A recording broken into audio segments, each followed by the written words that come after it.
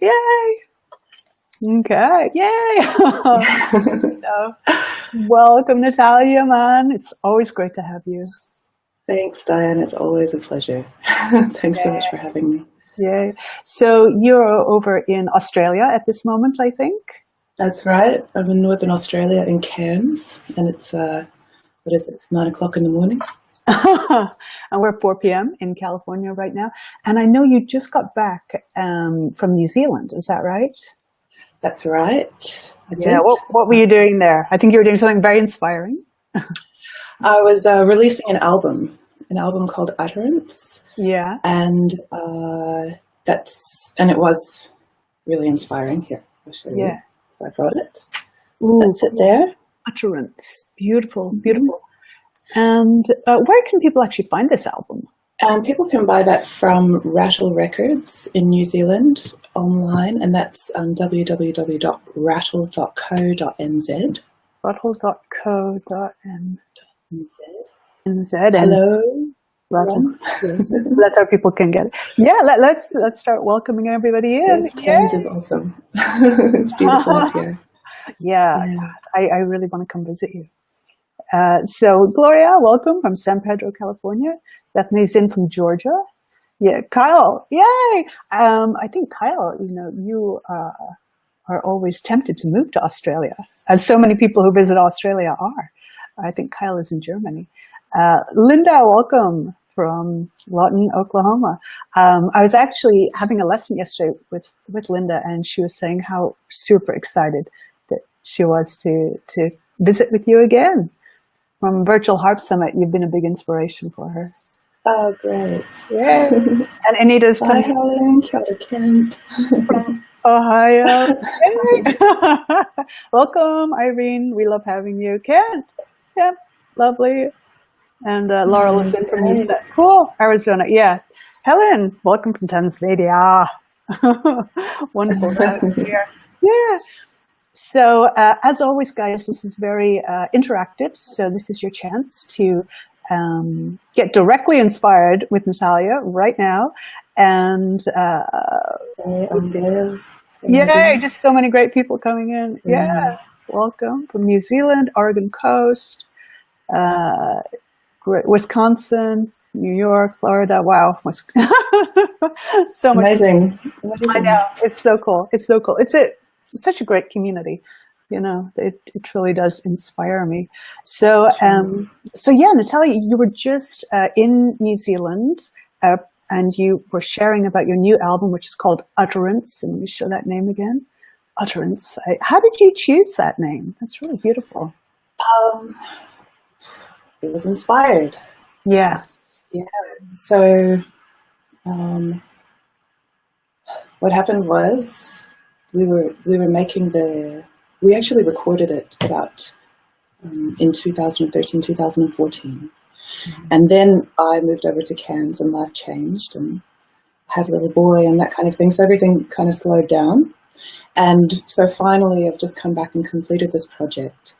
And this is the crew here. I want to show you. Yeah. It's a trio. So yeah, it's a trio. So that's Richard Nuns, who's my mentor. That's me. And that's David Long, who's a wonderful composer and improviser in New Zealand. So this album was made, this is like pure inspiration. So what we did was we went into the studio and without saying very much at all, we set up our instruments. Well, we talked a lot, but then once it was time to play, it was just, okay, let's go. And we just played, feeling the music, not knowing what we were going to do, just listening to each other and letting the music take us until it ended. And then we'd stop and we'd say, shall we do another one? And we did this for 4 days and we got all of this material. And then David and I took it back to Wellington, and in the mixing studio, we listened to it all. And we listened for the good bits, and the good bits were bits where it actually feels like there's something there kind of living, there's a light, there's some kind of essence in there. And at those moments as well, like, we're not sure who's playing what. sometimes like that. Yeah. And so we went through and we selected all these bits of sort of living music, and then from them we curated this album. Wow. And so it's quite meditative at some times, and sort of quite 70s rock at other times. Yeah. But it's a abstract album, but also environmental.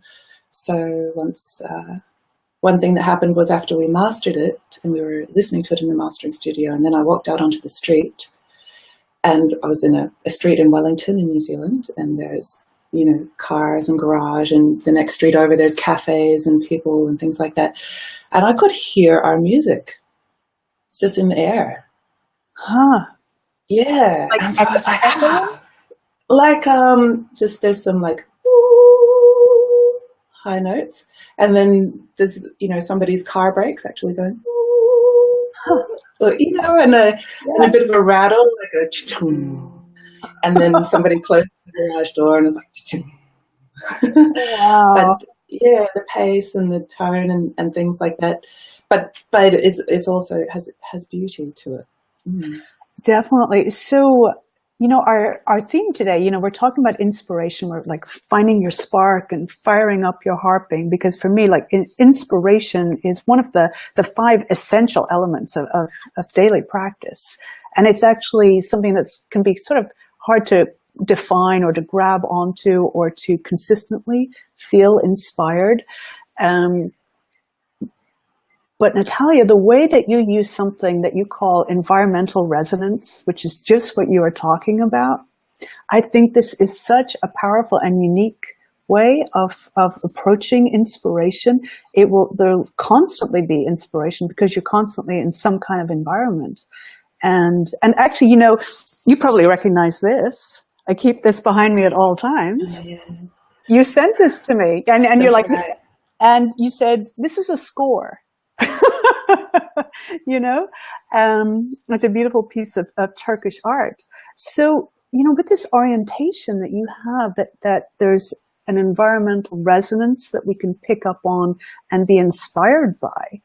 I think this is something harpists, whether you're a total beginner or a pro, it really applies to everybody. What do you think about that?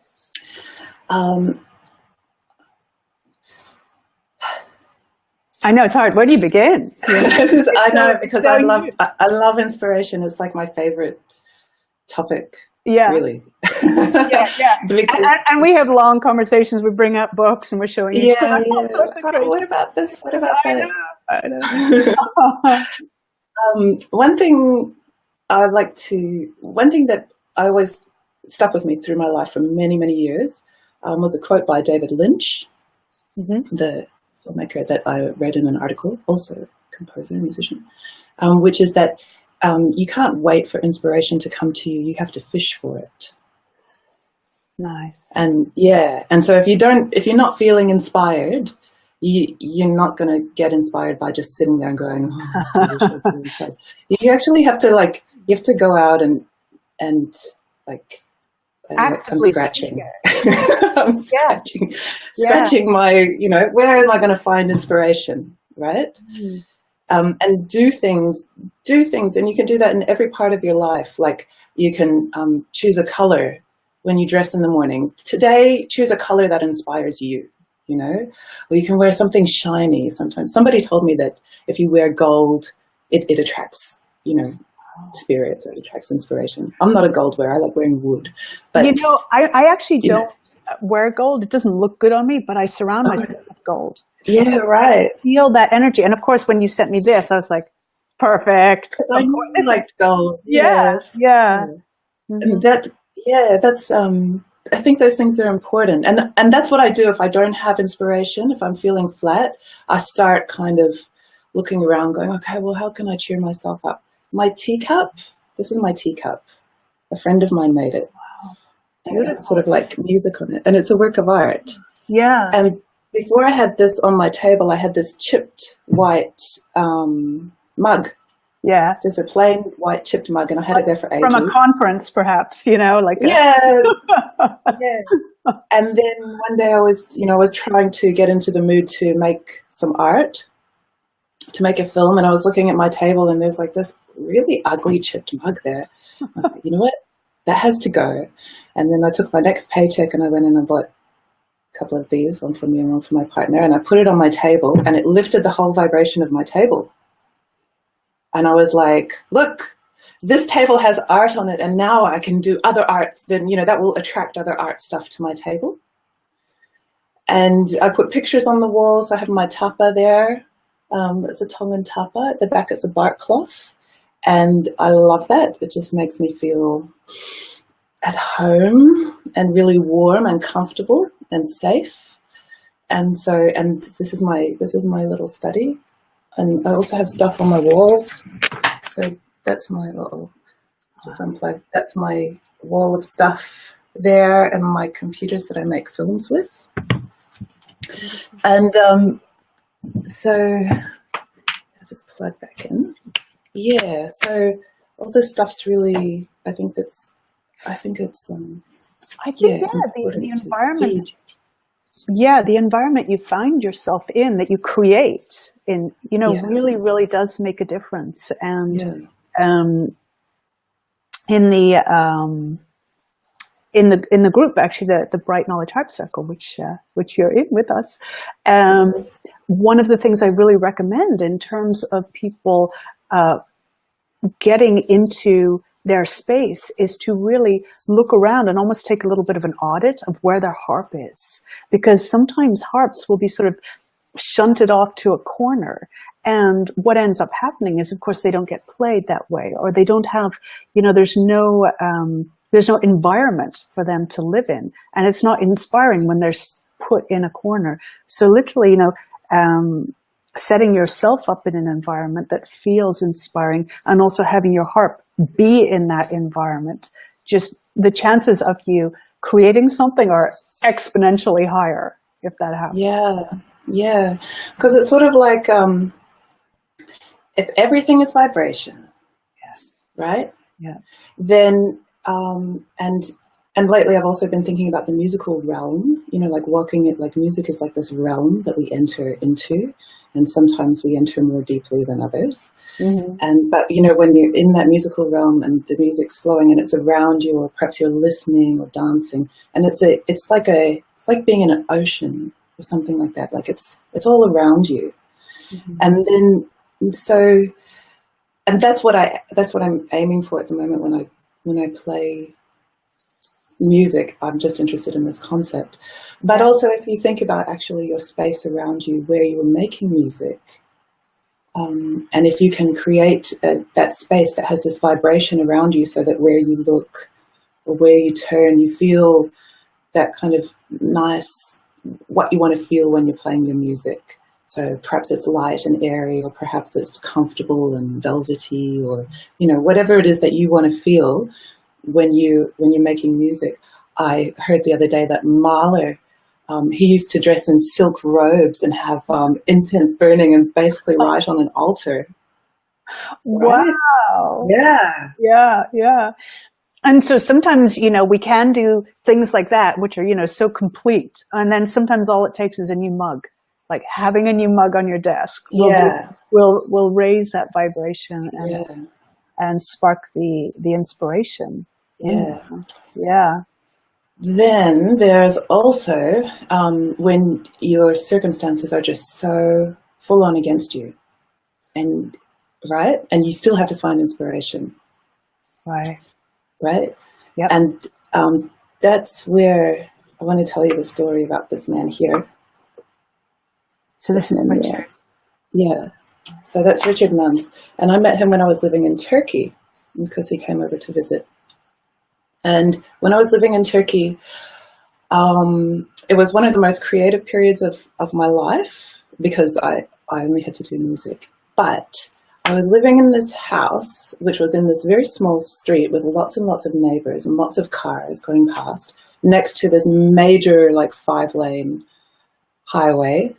And everybody yells out the window at each other, which is, totally great. But when you're like, I'm trying to write music. And plus, we lived next door to a stone grinder, like shared the wall of the house, so our house would vibrate like that. And across the road was a blacksmith. Wow! And this is in Istanbul, I think, right? Yeah. Yeah, and the road was like not as wide as my room here. It was probably about the same. Yeah, so, and there's just this noise. And plus it was in a different language that I didn't fully comprehend. So, do you know what I mean? Like, it was just a bit. So many distractions. So, but I had to write music. And so I really had to learn how to just go within. Hi, Susan. Hey. Yeah, how to go within and into that, you know, when I think of inspiration, I think of a light. Something like this. Beautiful. Yes. I have one that you sent me right over there. Hanging on. Yeah. I think that's inspiration. And then when the light hits it, of course, rainbows go everywhere. Yeah. Right. And that's kind of what we're like. And so we just have to attract some light, open ourselves up to some light. So, yeah, so I had to go and find that and just really focus on that and just hone into that to find the music and to just focus on the music and to bring that music out. And, so I'm just going on tangents here. No, actually, I think this is really, really important. I can see my brother Nick just joined. I think he, cool. Hey, Nick. So when you're talking about inspiration, you're also talking about focus. You know, there has to be a certain type of availability that you have in order to take advantage of the inspiration. And so, you know, you're creating this kind of focal point, you know, with a beautiful object or with the light. It can't just be sort of this random feeling of like, I feel kind of good or I feel better. That's not an inspiration in itself. There's a focus element, I think, that you mean. Yeah. I think feeling good is toward inspiration. Yes. It's essential element towards inspiration, feeling good and doing things to make yourself feel good. Because it makes you happy, and when you're happier, it raises your vibration and brings you closer to that inspiration that you want to tap into. Yes. Recognition is a word that is there's a composer, I just read him recently, I can't remember his name, I'm afraid, but he said, when I'm inspired, it's like a feeling of recognition. You know, like I'll be fishing around for a piece. Hey, Mary. Fishing around for a piece, and then it will come, like it will come, and it's like a recognition. Like I recognize that's the piece. I know how long it's going to be, and you know he knows certain parameters of it. I don't necessarily have that same information, but it's the idea of recognition is really interesting. You know, I get a similar feeling. You know, when I'm working, say I'm composing. And that recognition for me is I hit something and I go, that's true. I know that thing is true. And it doesn't have an English word or something. It's just a feeling where I feel like it has integrity and it's touched a truth. You know, I wonder if that's a similar thing to this recognition. I think so, because you can identify it as going, yeah, that one's good, that feels good, or that sounds good. Yeah, right. You recognize it. Yeah, and that's like with the improvisation with environmental music, it's what I call that is resonance, right? That is a resonance when you sort of going along and you're like, I'm not sure. It's like, that one, that's it, that's good, that little spot there, and then that's a resonance. So that's like how I'll find, you know, a note out of nothing. Is I actually go fishing.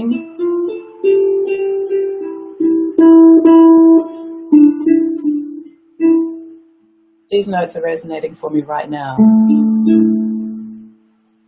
More than the other ones. So I've gone around I've tried the other ones, but I just like them. They make me feel like it matches somehow, and I don't know how, but I just feel like. How do you build up that confidence to say, I do recognize this thing, and I want to keep it. I want to use this thing, because I feel like sometimes people don't trust their instincts. You know what I mean? They almost want to get confirmation from someone else instead. You know, I go to the library, and the bigger the library, the better, but it doesn't really matter. I go to the library and I sort of like go, okay, what do I need to read? And then I go around the library and I'm like, oh, that book. And I just look for titles or books or colors or whatever it is to jump out at me. So I'm practicing the thing jumping out at me. Yeah. Right? Yeah. And then I'll just go and I'll just get myself a big bag of books or however many, you know, I feel like. So you're practicing your intuition, practicing the dimensions of your intuition. Yeah. Like, how many books? This one. And then sometimes I'll get, you know, a massive bag, and sometimes I'll be like, no, I got it. This is the one, you know. And then I take them home and I read them. Mm-hmm. And there's information in the books, right? Yeah. And the information tells me stuff that I need to know. And even like if now, and I learned this from Paramahansa Yogananda, this is how he got through university. By basically, you say a little prayer. So connecting with spirit is really important for inspiration, which is being with spirit, as opposed to expiration, which is without spirit or without, you know. So inspiration, so I say a little prayer to the angel. I say, okay, what's it going to be? Show me. And then I go around and I find my books. And then I open the books and I see what's in it. And I'm like, okay, well, so there must be something in here for me. And I look around and I see, oh, this resonates with me. I really like what I'm reading here. Mm-hmm. And there's a little bits of information. And I won't even maybe read a whole book. I'll just like, you know, open it up another day and I'll read a couple of pages or something. And I'm like, oh, yeah, that really resonates with me. And that's actually how I gather information. I love reading full books as well, but, you know, things like that. So at the moment I'm studying courage. So I need courage to, you need courage to like improvise. You need courage to need courage to do stuff. I want to do stuff, and I just realized I didn't have enough courage to do what I needed to do. And then, you know, I don't know if it was before or after I realized that, but then I went to the op shop and I found this book here, Malala Joya. Raising My Voice. Yeah. And she's grew up in Afghanistan and she fights for women's rights. And this is incredible autobiography of her. And like, so it's coming to me, you know, so I can't remember if that was before or after I decided I needed courage, but I just went there and I was like, oh, I really like this. And then I'm like, yeah, right. And then I was like, oh, I need courage and I've got this book. Okay. Right. You know, right. And it's not a coincidence. Yeah. So well, it seems like you make yourself available, number one, so you connect, and then you start practicing the thing. You start practicing your intuition as a skill. You know, you build it up, and then as you're practicing it, you're really aware of what you're being given, because it may look different than you expect. Yeah. You know? Yeah. Yeah. I love that you're focusing on courage, because courage, you know, comes from heart, right? The French word for heart. And so this idea of like a big heart, really, you know, that, you know, love, right? So that love is, you know, such a powerful force that, you know, it overcomes everything. And it's also probably the ultimate source of inspiration. I think love is probably that realm that I'm talking about. Hey. Yeah.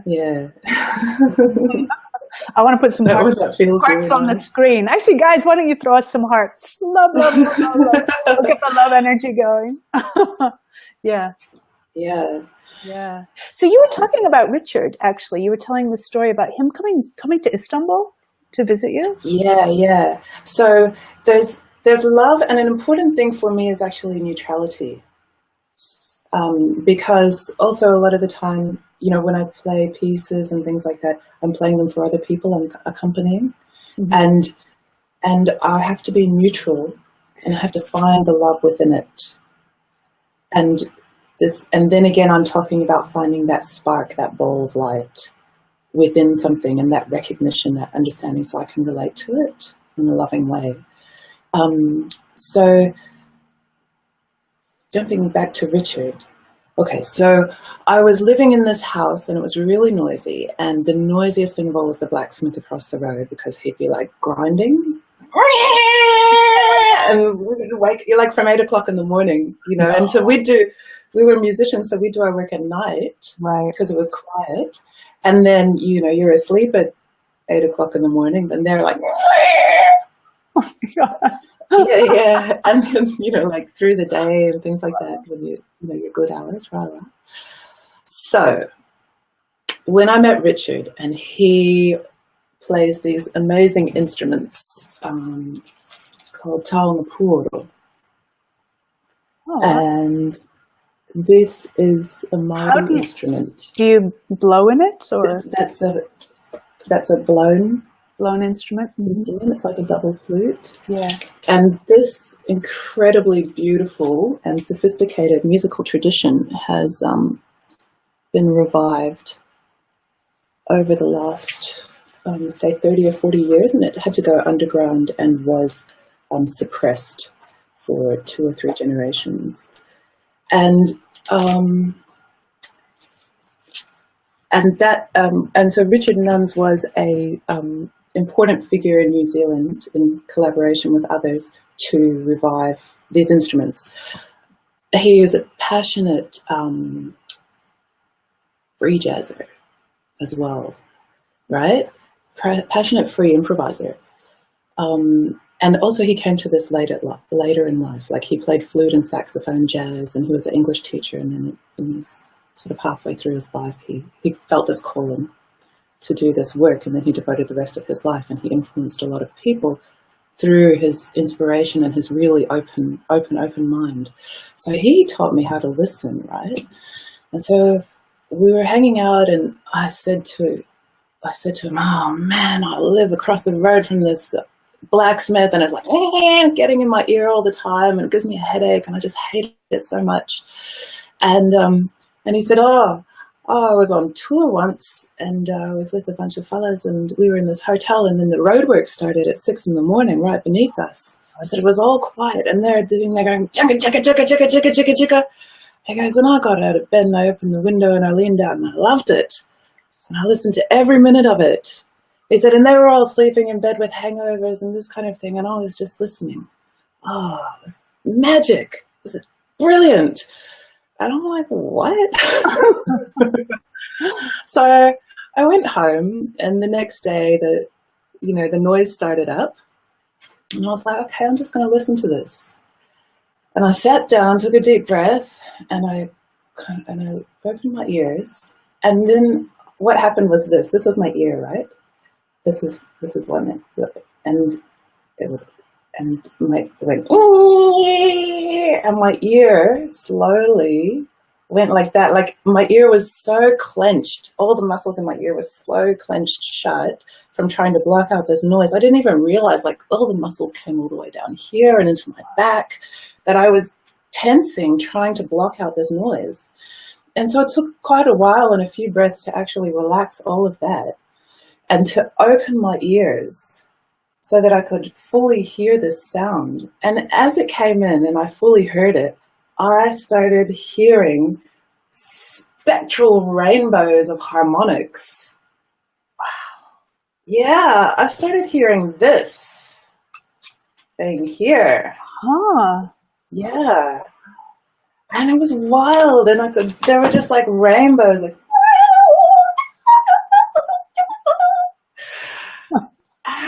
like, oh, that's how you listen. Talk about environmental resonance. Yeah. You know? And that it's right there. And it's right there. And because so it's this thing of, you put a label on it, and it's bad, and you're like, no, I don't like that. I don't want that.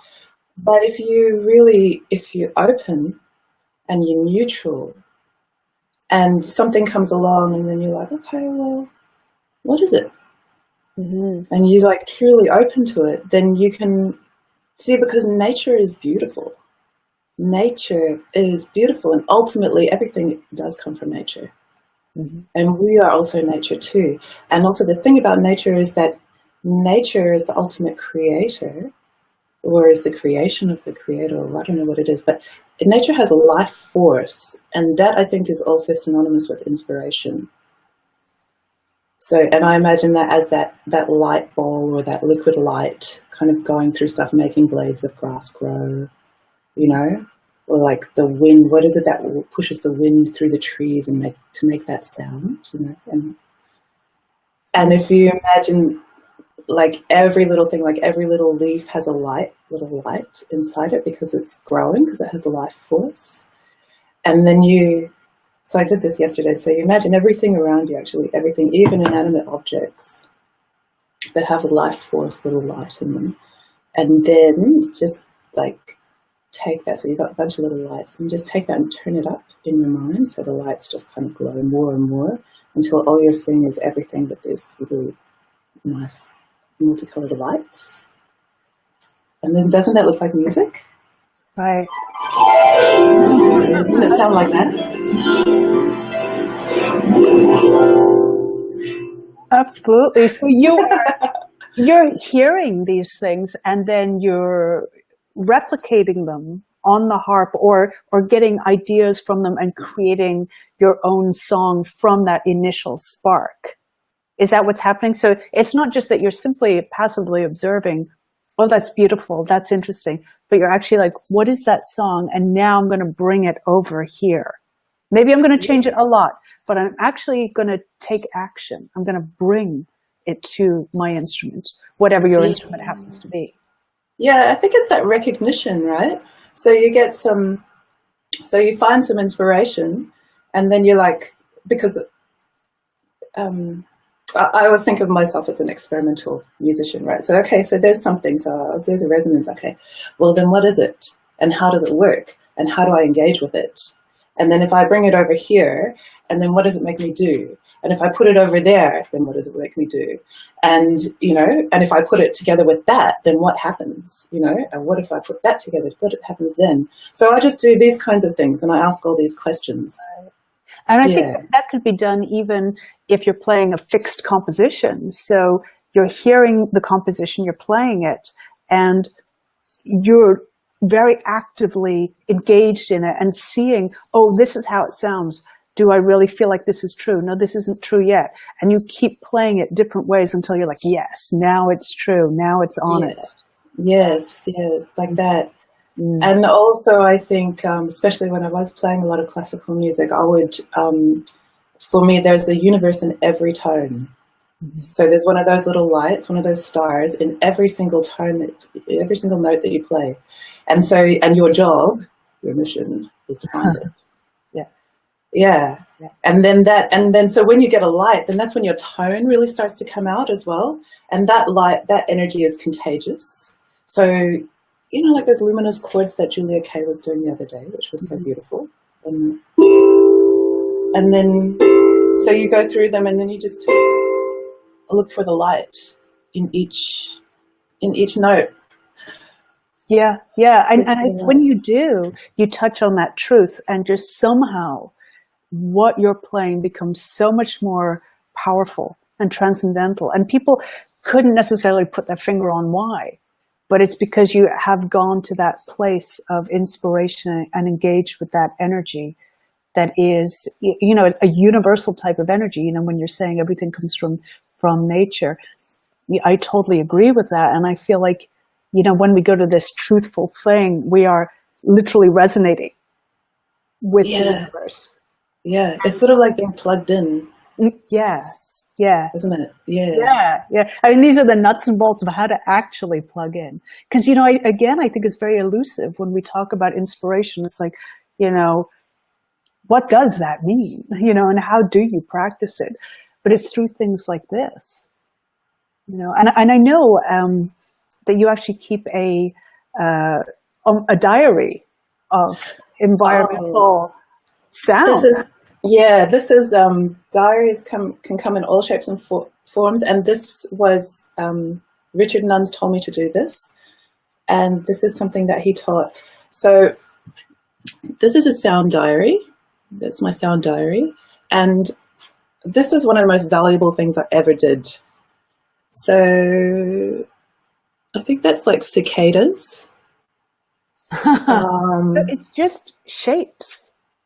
Yeah, it's just shapes, and these are some of it, just like notes, just kind of, trying to examine the sound, figure out what it might be. There's words, poems, anything. So he would always write. He wrote poems about sound, but I relate to sound more in shapes and pictures and things. And there's, like just a list of everything that I can hear at any given moment. I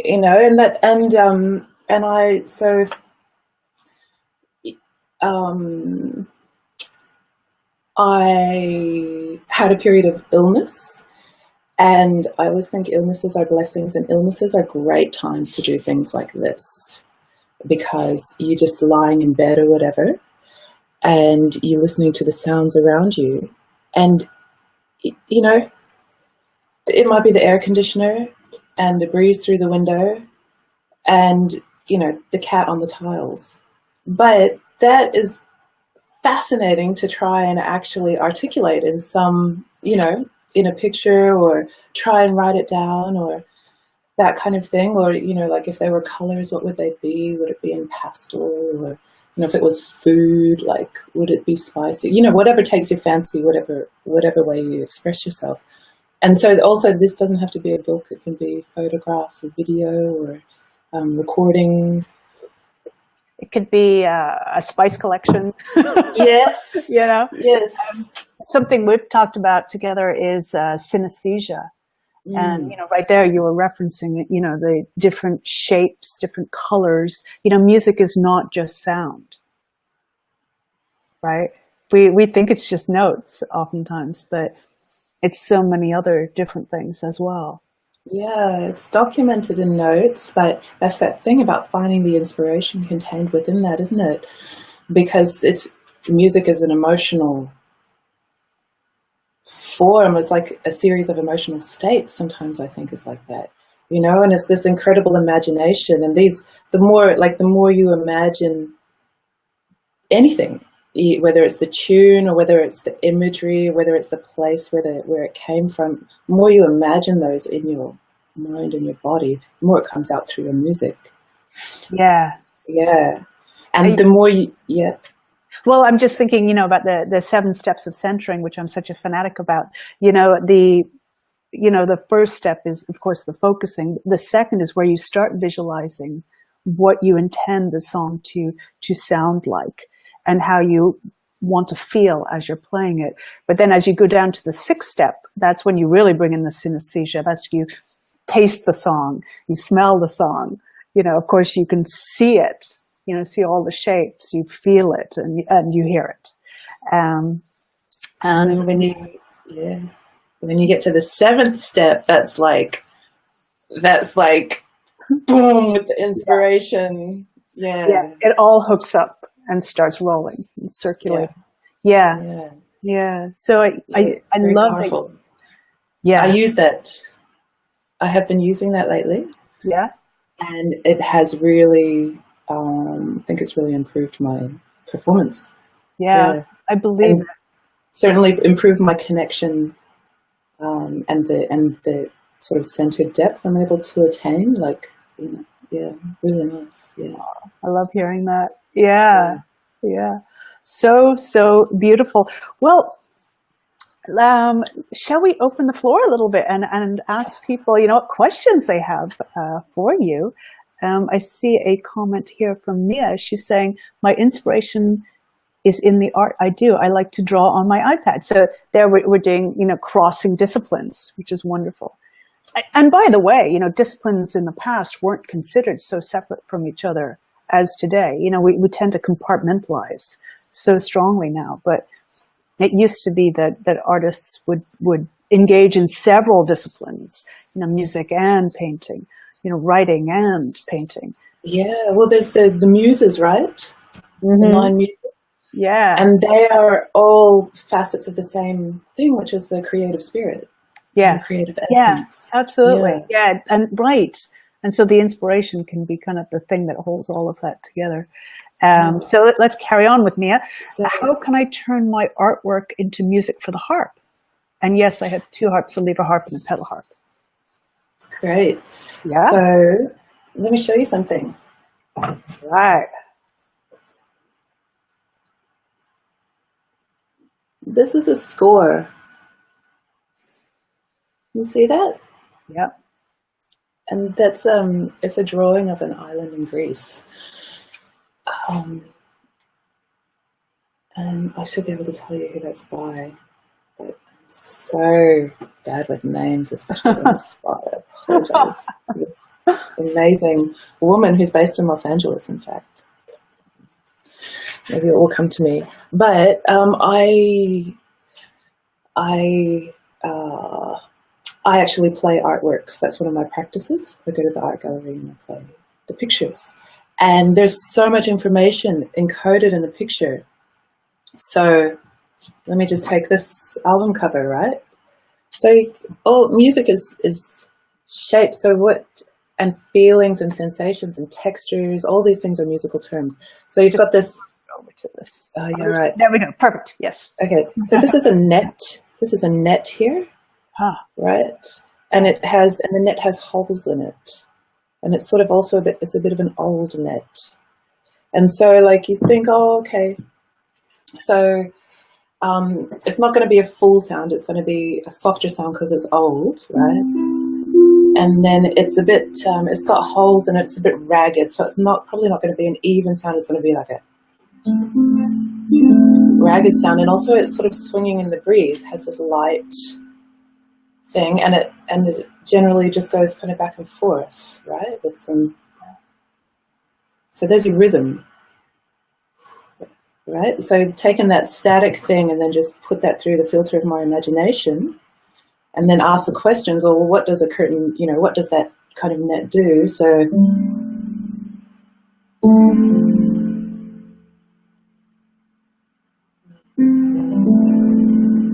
you know, just sort of random and like with the space of the wind and this kind of thing.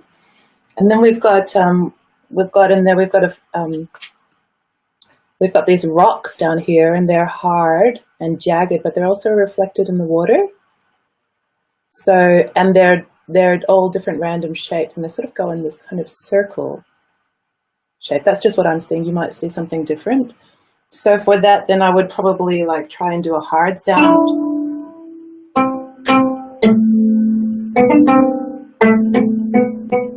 Like, and try and make some jagged, you know, sound. So I'm playing with my nails down the bottom. I'm pressing on the bottom of the string to mute it, and I'm playing with my fingernail on the other hand, and I'm sort of even like trying to just sort of bend the strings a bit to kind of make a bit of a jagged sound. Yeah, and then amidst all that, you've got your background, which is a flat sea and a flat sky, and then you've got this sort of flat line of the horizon here. So I would think about how I feel if I'm looking at, you know, a flat grey sea, which is really peaceful. And I have this line on the horizon, which I sort of think is, and sometimes I do it with my voice if I don't have enough things on the harp or I can't find it. So my feeling for being a flat ocean might be like this. I'll just search around till I find something, right? Looking for the resonance.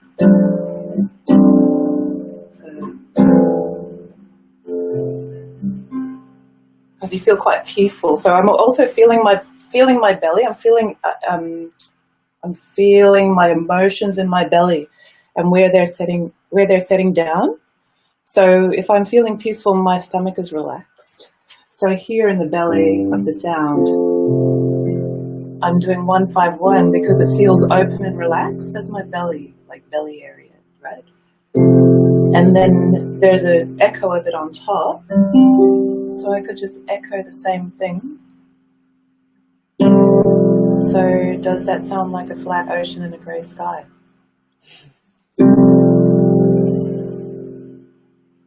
And then if I put the horizon in,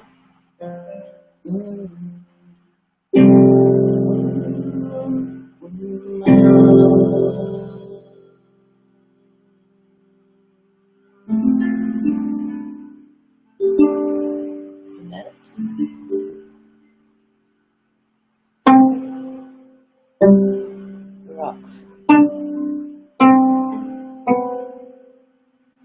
And there you have a little poem based on this image. I love it. Oh, so beautiful.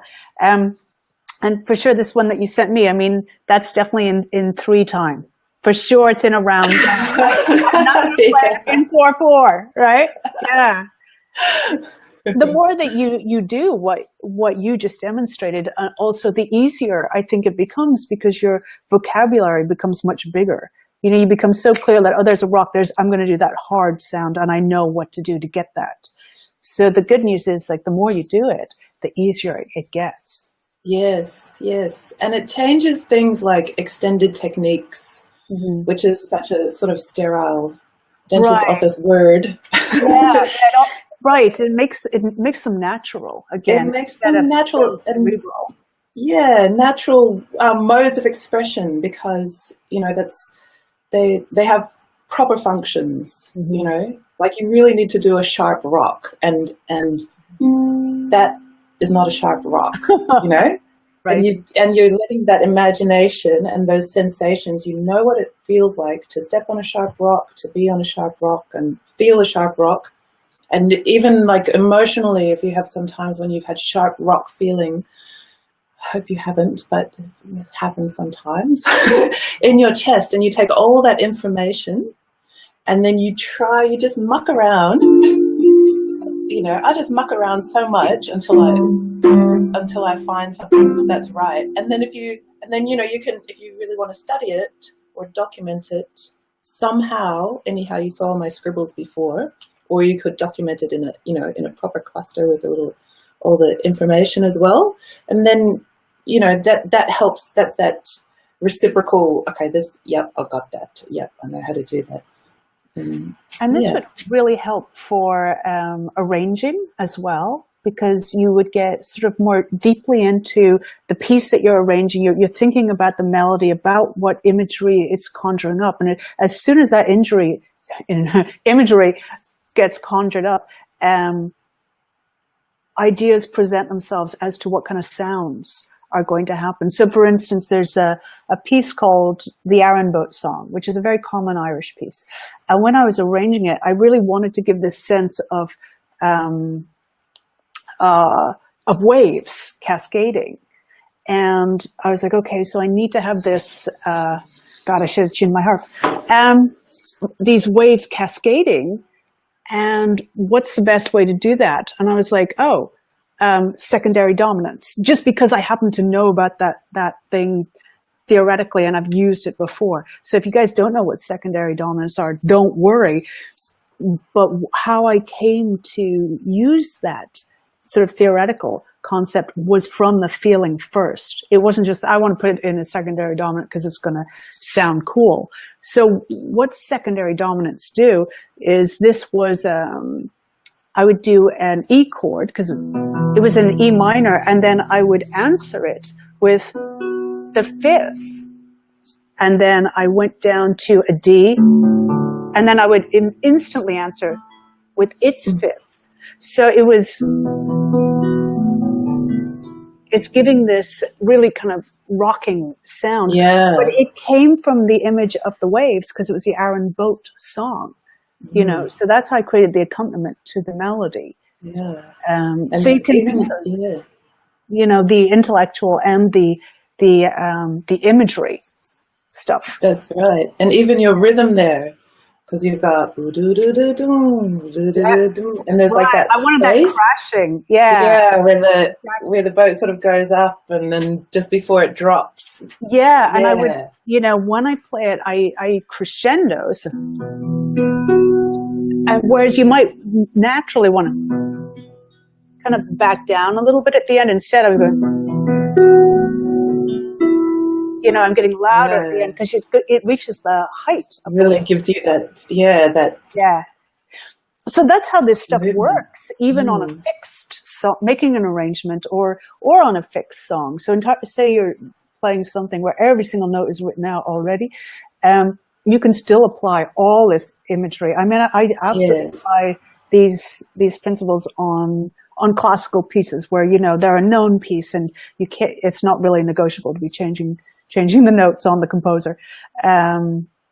Still, I will approach it this way. It's the language of music. Yeah. It's the language of music, and whether it's written in dots or scribbles or not written at all, it's the same.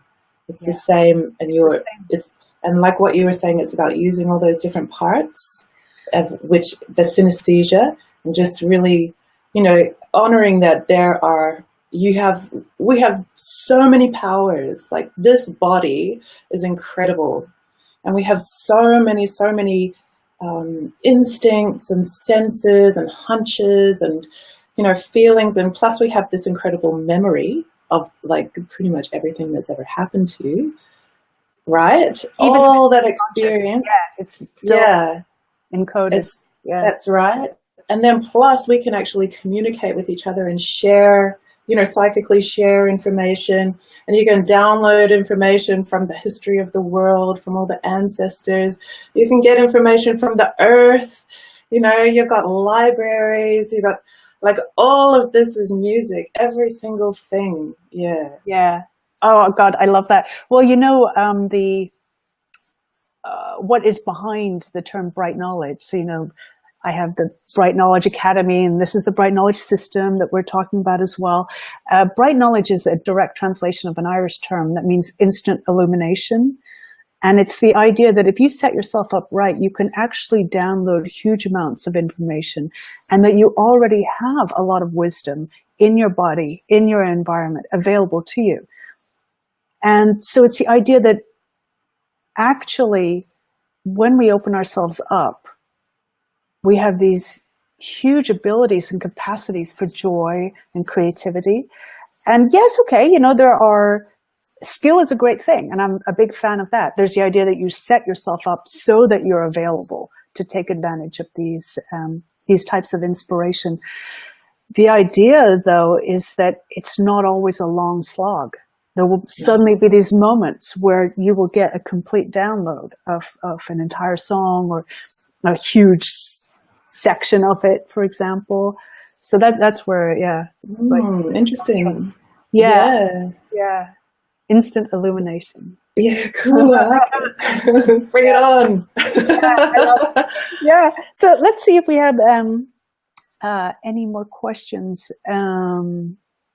Let's see. So Mia is asking a question. It's kind of, if I put it on screen, it takes up most of the screen, unfortunately. So I will try to read out most of it. Do you know of any apps for the iPad that can help me compose music for my harp? I can't see very well, and I'm having trouble getting my music out there. And unfortunately, my music never stays the same. It always changes. And I want to keep it the same, but I can't see very well to read music. I do have a pretty good memory. Yeah. I know a really good app. It's the recorder. Yeah. Yeah. Just record it. Yeah. Record it. Listen to it. If you're happy with it, keep it. Send it to somebody else to transcribe. If you listen to it and you're not quite happy with it, just keep working on it and play it until you find a version that you're really happy with. And then, you know, you can just release that as it is. You can put it on YouTube with it. I'm going to do this soon. I should practice what I preach, but yeah, you can put it out there just as a recording, or you can send it to somebody and they will transcribe it for you. Somebody you know, or Yeah, I actually have a really good transcriber. You can ask me and I will give you her name. Yeah, cool. She's amazing. She's so amazing. I don't even know how she does it, honestly. Oh, Yeah. I'm going to get her name from you. Yeah. Cool. So Irene says, I use my inspiration in so many areas of my life, and I've even composed a few pieces for my harp, but I tend to let my lack of formal musical knowledge and training hold me back. Not anymore. Thank you. All right. That's great, Irene. That's great. Yeah, it's, one thing, when I was younger, I would refuse to play the blues because I was like, I'm too happy. I can't play the blues because I'm too happy. And then I got a bit older and I went through some, life experiences. And I also went to live in Turkey, which is like home of the blues, because there's that squeezy, heart squeezy edge on everything. And so now I can play the blues. But I still can't play the 12-bar blues. And I still don't know what a blues scale is. Yeah, it's weird. Like after all this training, there's some things just don't go in. And one of them is the blues scale. But watch, I play you the blues, right? From my emotion.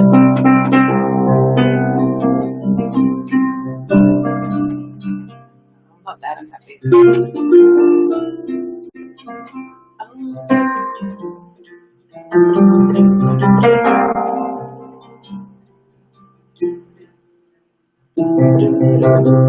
It's like a Celtic blues, kind of thing.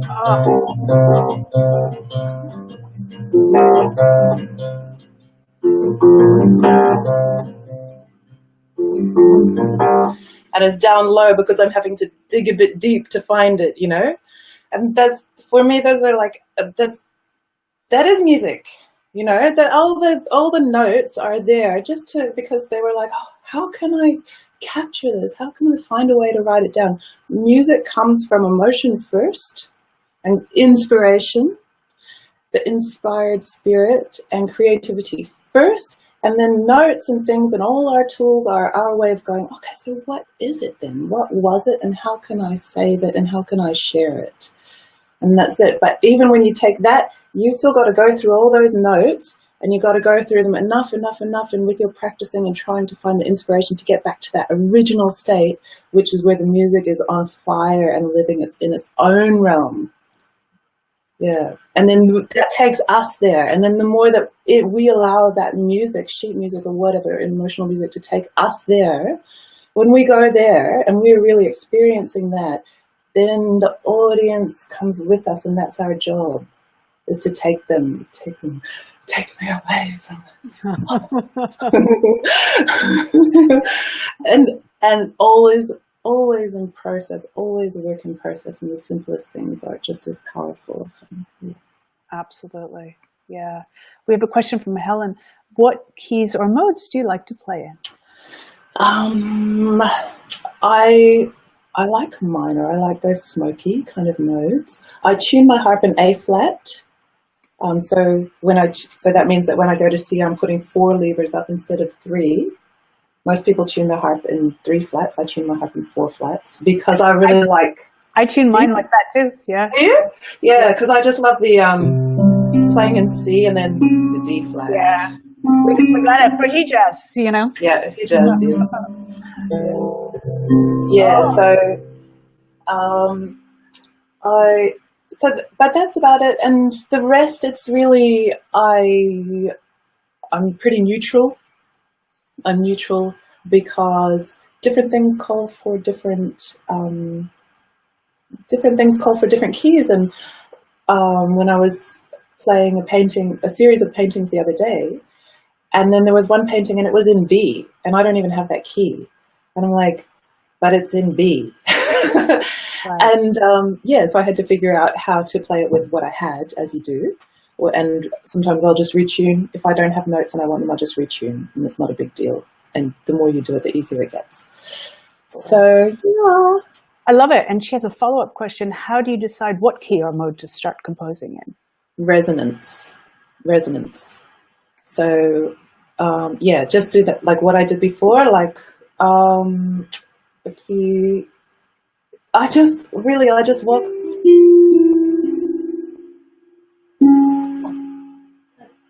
like that note. And I'll write it down. That's honestly how I compose. One note at a time. Oh, that one just seems a little bit brighter. Okay, so I'll write that down. I have no idea where it's going. But I ask, I'm like, what's next? Right? Yeah. And then sometimes I'll just like follow the train and I really don't know what's next. And sometimes it's nonsense. But also, like if you follow it then and you play it and you work it, like, oh my God, it's there. Look, it's there. Yeah. Because anything also can be music. Yeah. Beautiful. And I think the more that you have, you know, emotional responses to certain modes, the way that you have to me, they almost feel like different countries and different people. You know, for me, you know, Dorian has always these magnificence to it, you know, and it's like, I think of medieval cathedrals and I think, you know, about a very forward kind of energy. It's kind of like a dark energy in the sense of a lot of seriousness to it, you know. So am I going to use that, you know, to compose, say, a lullaby? Probably not for me. There are Dorian lullabies, but not for me. You know, that's not my relationship. Right. You know, Dorian is big to me. I know Scarborough Fair is Dorian, and it sounds fabulous, but, you know, in terms of my writing, that's my relationship with that mode. That's right. Yeah. And because, yes, that's really a cool point, that you have a relationship with the mode. Like I have a relationship with Hijaz. I have such a relationship with Hijaz. I'm really careful about using it. Like I hardly use it anymore. On principle, because of my personal relationship with it. I love it, don't get me wrong, but I've used it a lot. So I'm trying to work in things that I'm not so familiar with and things that take me a little bit out of my comfort zone.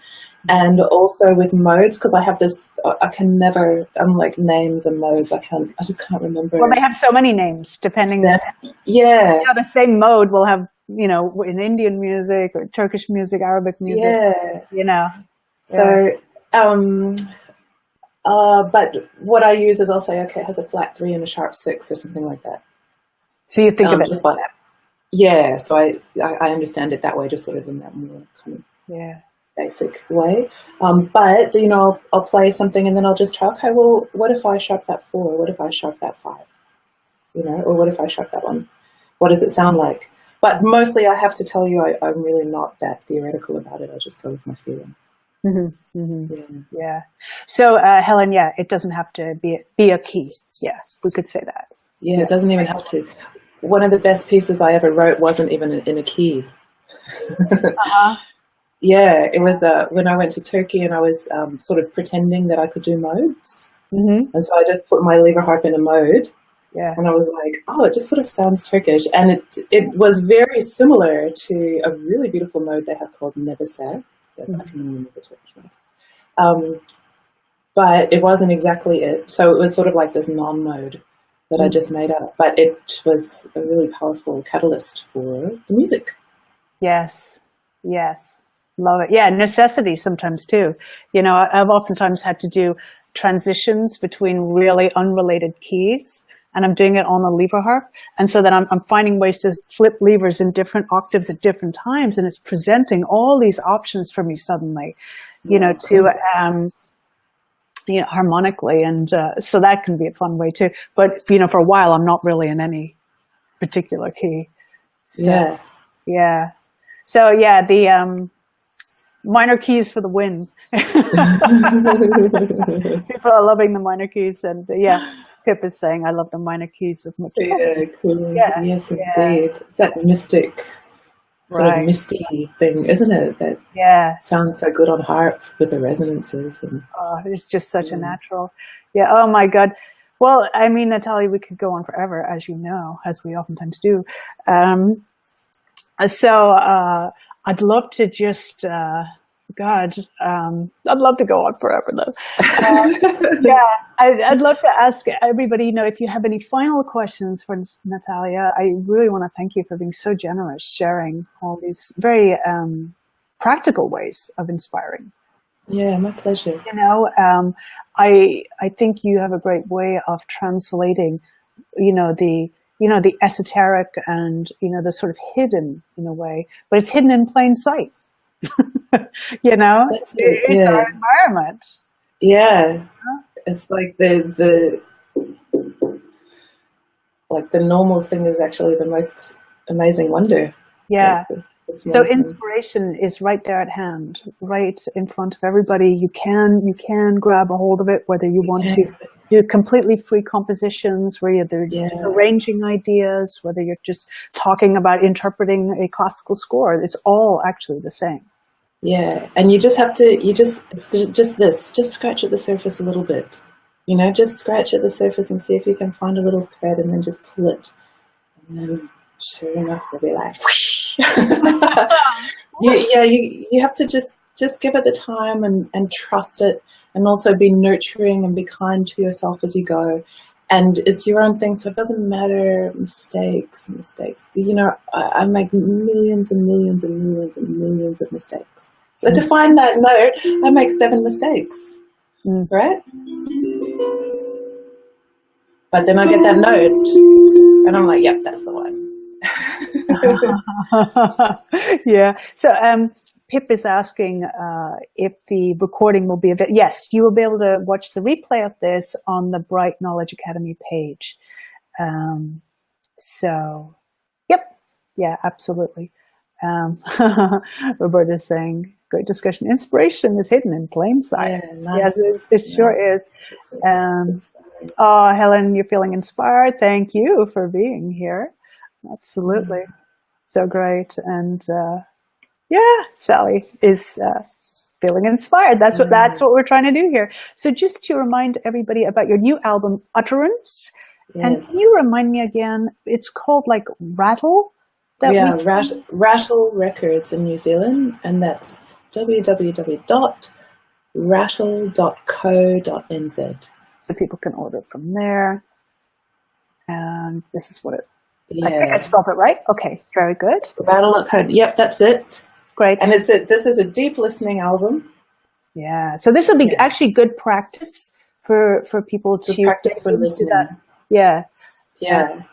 And also the harp playing is really simple in it. It's really, like, there's some freaky stuff, but it's mostly really simple because it's really about the listening. Yeah. Yeah, God, that's a whole other discussion, right? I mean, I think sometimes we feel like more is more, but actually less is more oftentimes, right? Yeah. Especially on the harp, where, allowing that resonance to bloom is so key to the beauty of our instrument. So I really love that. So Wendelin is inspired, capital. That's great. That's so great. So cool. So Natalia, people can find you on your website is yourname.com, right? Yeah, that's right. NataliaMann.com. Great. People can find you there. I have a Facebook page called Natalia Mann Arts. Mann Arts. That's my page. And then I'm also just on Facebook. It's Natalia L. Mann. But I prefer if people go to my page because I'm trying to sort of post more about all my harpy stuff on my page. Yeah. But it doesn't really matter. I'm a bit confused with Facebook anyway, but I'm there. I'm there, and anybody's welcome to contact me, absolutely. Cool. I love it. I love it. So, we've been talking about inspiration as one of the 5 essential elements of daily practice. As you guys know, we're basically walking through this entire system, getting an overview of what I call the Bright Knowledge system. And if you guys are curious about which of your 5 elements needs a little bit more support, you can actually take this quiz, and it's right here, harpcirclequiz.com. And it will even give you some solutions for whichever element is not being supported most right now. So say inspiration pops up as, that's the one that needs a little bit of work. Of course, you have this amazing masterclass with Natalia to watch, and then you'll also get some tips by email. So do check it out for the harpcirclequiz.com. And this was all about inspiration. Find your spark and fire up your harping. So I hope people are fired up. And yeah, and look forward. Say that the Bright Knowledge Harp Circle and VHS and these kinds of things that you've been doing are massively inspiring. Well, certainly for me, yeah, absolutely, every single one of them. So thank you so much, Diana. Yeah. Big pleasure to be here and talking with everybody about inspiration. Yeah, thank you. I feel like, it's a lot like what you describe in terms of once you open up, you actually start hearing so much more and absorbing so much more and be able to create so much more.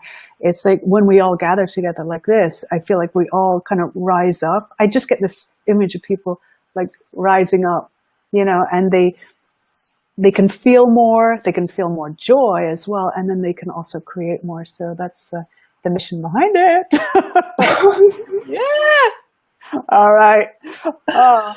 All right. Yeah. So, Yay. yeah, Gloria's inspired. Cool. Yeah. Thank you, Bethany. So great. Thank you. Yeah, great. And Pip, you're doing great with Facebook, really. Yeah. Everybody gets, Facebook actually changes a lot as well. So I think that, once you get used to something, then it changes. And then you're like, what? Yeah. So that is happening for real, Pip. So don't worry too much. Okay. So, yeah, until next time. Okay, until next time. Yeah. Everybody, happy harping. Great to hang out. Bye. You too, Diana. See you.